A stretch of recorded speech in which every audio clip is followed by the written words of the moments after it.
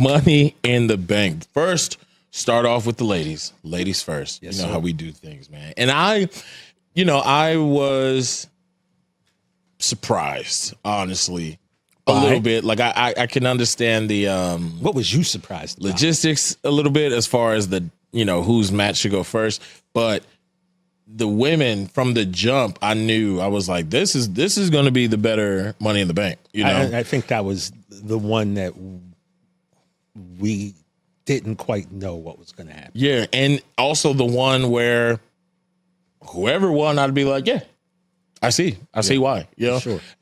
You had obviously the leaders of the new school, the new era, coming in as far as superstars like Guilia, Stephanie Vaquer, our girl Roxanne, and you had a bit of the old guard, with Naomi, Alexa Bliss, Rhea Ripley, and so I could see it going either way. Obviously, we all, me and you, Yeah, the two of us. yeah, Roxanne. We picked Roxanne. We had picked Roxanne, but seemed to be other plans. Yeah, the reason was, somebody put this on our YouTube page, like, why don't you guys pick Naomi? It was very simple because Naomi got some haters out there. Haters. I was like, there is no way Jade Cargill, amongst other people, and Tiffany and Naomi have beef way back too, which we'll hit on. Everybody mad at her. But I was like, there's no way. I could just see Naomi climbing that ladder, and then all of a sudden Jade coming running down and pushing her off through some tables, something. So that, in my mind, is how I envisioned this was going to go. I got to admit, I didn't think that Jade would allow Naomi to win. I said, maybe Bianca turns bad. You just broke into her mom's crib. Right. You know what I mean? Like, you can't do that. Outlandish. So outrageous. I might want to stop you. So that is the main reason I was like, I don't think Naomi's going to win this. She had a lot going against her. And I believe that her being in that has her tied with Natalya as far as most times in Money in the Bank. I believe you're right, yeah. Most experience. And there was a lot of things going against her. We just saw, by the way, I hate that we called that. On Monday, we saw Seth Rollins not be able to see CM Punk even make it into the match. He just couldn't muster up just the type of honor to just let him be in the match. But it's something that we called here on the No Contest, Wrestling Podcast. And honestly, sometimes I hate that we do that. One guy said, I'm going to have to stop watching this podcast. TJ, he said I did something. And, sometimes I'll be like, all right, well, sorry. Maybe you'll find someone who you enjoy more. He goes, nah, man, you guys just been calling this stuff too much. I can't watch. I'm sorry. I do hate watching a movie with somebody and they just guess the whole ending before it even get good. But when it came to the match, there were some crazy spots.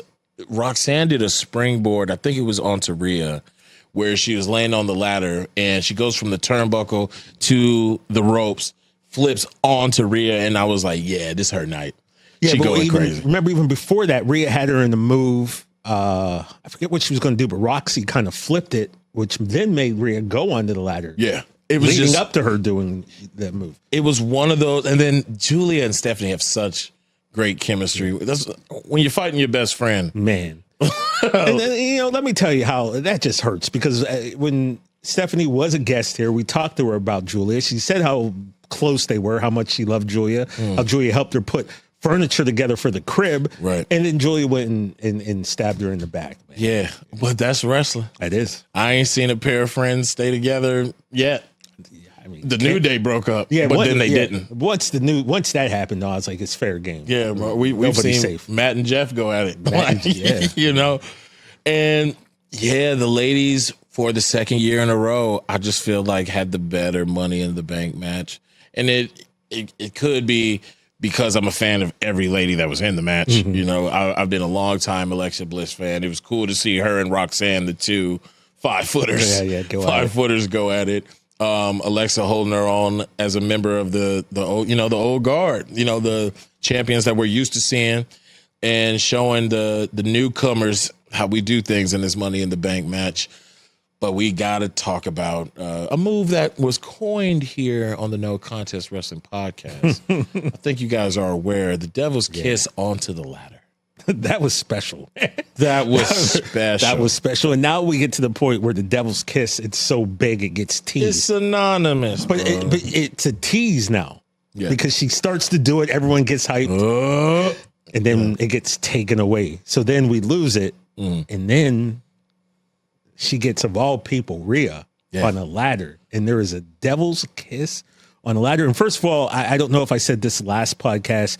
I know I tweeted it. But the fact that when we hear announcers get so hyped and say devil's kiss, it's kind of just, I can't front. It is such a dope moment because even though we technically didn't actually name it, because like I said, I had a list of names. Right. I had Diablo's kiss on there. She said devil's kiss. And I could say, I had a bunch of American slang, but we would have had to explain some of this stuff to her, So when she said that, and I was like, yo, that's dope. It's hard. Do you want to go with that? Boom, we nailed it. So it's not like we solely came up with it, but we are responsible for putting it out there. We the home of the name in the world. You know what I mean? So when I hear that, when I hear announcers use it, and it's just, I don't know, it's just like a cool feeling to know we had even like the smallest bit to do to help Stephanie with that. Yeah. So that's we part a little bit of wrestling history. Maybe so, man. Because nobody had a name for that move until we asked that question. Yeah, so, I mean, everybody's waiting for it. And it's just a part of me knowing how, if you've been on social media, you know how the ladies of WWE talk to each other. And I could just see Rhea Ripley volunteering as tribute. I'll do it. 100%. Those girls love each other, man. Jordan Grace loved taking the and that's the type of sportsmanship that we like to see here at the No Contest Wrestling Podcast. But Stephanie getting Rhea up on the ladder, doing the devil's kiss on top of a ladder, that was just next level epic right there. Just so much. They're so good. All 6 women were so good. It was just such a enjoyable watch, man. And they deserve, like, I know the thing about Into a Dome, right, is because there are lights on the handles of the chair, and I know this because I've watched so many Clippers games. It does kind of make it look like sometimes seats are empty when someone's sitting there. It's just the lighting. So I couldn't tell if there were some empty seats in the beginning. Yeah. But, regardless, the women, they deserved to open the show, and they did not disappoint. Yeah, and you can leave that Lakers stuff. I mean, okay, nobody said Lakers. Yeah, nobody said anything about the Lakers. Yeah, but we know what nobody said. You just upset me. Nobody said nothing about the Lakers, bro. But so it's Los Angeles. We not on time for nothing. We'll be late to our own surprise party. All right, this is a fact. It's in Inglewood. You didn't do it downtown. Crypto, you probably get some more people in a little quicker. But when you got SoFi and the Forum and all the nonsense that was happening with the citizens of Los Angeles on that day, they not getting there on time, man. But the house got filled. We saw the numbers. We ended up seeing the crowd. But the ladies put on a show for the people who were there early, killed it, loved it. Then you get the vet in Naomi, who everyone, story-based wise, she could probably do the most with it. But that climb that she did to get to it, it just felt so like they're about to do something. Somebody's coming out. This is too smooth. And by the time she got out there and I saw that hook come out. Because, it was a wide shot from the top, so I kept looking down the aisle. Yeah. And I was like, all right, Jade's music about to pop. And then you wait to hear the crowd. Wait, no. Storms are coming? Oh, she's getting clear this. Skies. She's getting this. She's getting this. Mm-hmm. And I was like, oh, no. And then once they grabbed, and Michael Cole said the name of it. It starts with a C, I forget, but the actual, it's not clamp? a hook. It's not a clamp. It's something else. But as soon as that thing gets open, then you pretty much know. Like, GG's. Because, the thing with ladder matches, and look, man, we all, I think, kind of feel the same. It's like when people are climbing the ladder, who's going to get up there and who's not because of the amount of effort. Of time it takes. It's like, come on. Like, if that briefcase is up there about to change my life, I'm getting up that ladder with the quills. Right. You know what I mean? Everybody's so slow. Back in the day, Them ladders used to be real wobbly, right? I don't know what they've done. Maybe whatever material is under that mat, but man, them scary up there, bro. Scary up there, especially when you start to see a sea of people. Your depth perception gets messed up. But yeah, we know how milk in the moment in a ladder match goes. Yes, super I think necessary. a list that we should probably make are times where, because I believe Razor Ramon had a ladder match and he looked around and was like, there's whatever spot was missed, and he kind of just had to take the win. And I'm sure that's happened a lot, so we should probably look into it. Or those of you watching it on YouTube, if you know a couple of moments where that happened, go ahead and put it in the comments. We would love that here at the No Contest Wrestling Podcast. But Naomi gets the dub, dude. Yeah, after a great match, you know, she comes down with the briefcase, and now the possibilities are endless. Yeah. Women's Money in the Bank winners have a 100% success rate when it comes to cashing in this briefcase.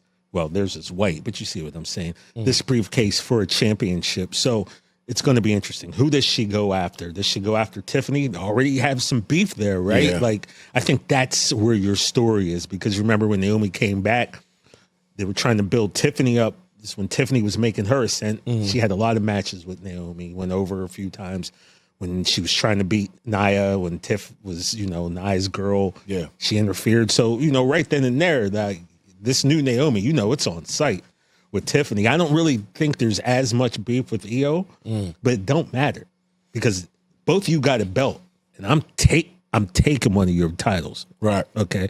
Now, on outside of the champions being the reasoning for the decision, if I'm not mistaken, you know, Bianca's on Raw.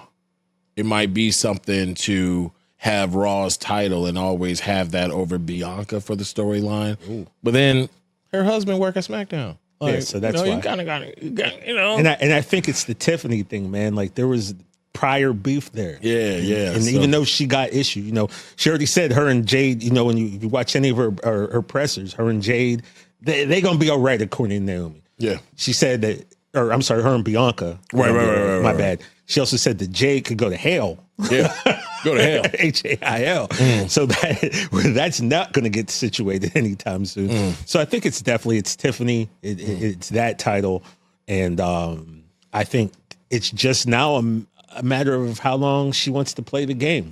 Because Naomi's playing mind games with people. Yes. Right now. You know what I'm saying? Yeah. Like, and she is doing a wonderful job. I mean, just on air, on social media. Like, her Twitter is like, I now make it a point to seek out her tweets just to see the type of menacing tweets. I mean, she's a menace right now on social media. And guess what? I thought I was a villain. I love it, and I know you love it. Yeah, I think I actually put that on our No Contest Twitter. I'm like, she's a menace, and we love it, because I knew I could speak for you at that point. Dude. Yeah, everything she's doing right now is just chef's kiss. Like the in ring, the out of ring. You know, even going back to when Jade, you know, got her revenge on her in the Elimination Chamber, and Naomi wore the neck brace to the movie premiere. Right, just everything she's been doing. This new character has kind of opened up all these lanes for her, and she's proven, man, that she's a vet and she's worthy. And it's almost like she's just been sitting and waiting for this moment, and she is grabbing this moment by the neck. We'll see what happens. Obviously, like you said, the storyline with Tiffy, and also that is the title that Naomi is most familiar with, former SmackDown Women's Champion. Yep. But that also means you never had that Raw title before. Oh, yeah. So we will see. Yeah, that's a good point. Yeah, we will see where things go. That's why Money in the Bank is so amazing, because it can go either way. Watch new episodes of No Contest Wrestling every Wednesday, or listen wherever you get your podcasts. And don't forget to follow us at No Contest Wrestling Podcast on Instagram.